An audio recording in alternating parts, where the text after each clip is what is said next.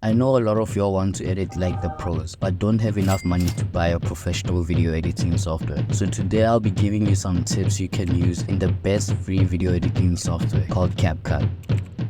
You can use text to introduce sections of a video or to add captions to increase viewer engagement. Try using different font styles and colors to make your text look sexy and to get that extra retention boost you're looking for. Use shadows and canvases for sexier text and make sure that the text matches the background of the video. Here's some color combos that you can use in your next video.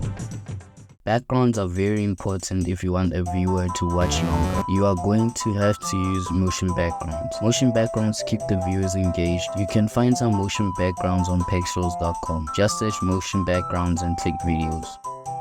Another way to keep viewers engaged is to trim clips, remove unnecessary content, and add transitions. It's going to keep the pacing of the video up, and since people nowadays have a lower attention span than a goldfish, those fast cuts and transitions are going to keep the viewers watching for long. Now we have reached one of the most important steps in editing, and that's sound design. We need to have music and sound effects in the video, or else it's just going to be empty. Make sure the music matches the video. Don't just add Thomas the Train music to an intense action scene. That will ruin the video. Make sure your music and sound effects aren't louder than your voiceover. Now for the fun part. This is where you're going to add all of your memes and b-roll. Make sure the b-roll matches what you're saying in the video and don't overdo the memes. If you want your video to look like one of those Ronaldo edits on TikTok, then you need to color correct your video. Apply filters and adjust the brightness and saturation of the video to get the effect you want. I'll leave a link in the description if you want to learn more about color correction.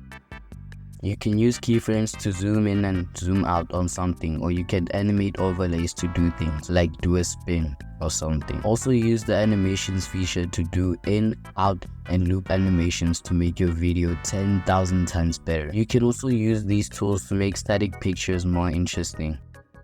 And last but not least, exporting. Now this step is pretty simple. If you want the best YouTube video possible, then make sure your export settings are at 4K 60 FPS. But if you don't have enough space on your device, or your device is just absolute crap like mine, just keep it at the normal settings. Okay guys, hopefully you can edit better videos now, not videos like this. But anyway guys, if you like that video, please like and subscribe. It will really help a lot, and I'll see you in another video. Peace.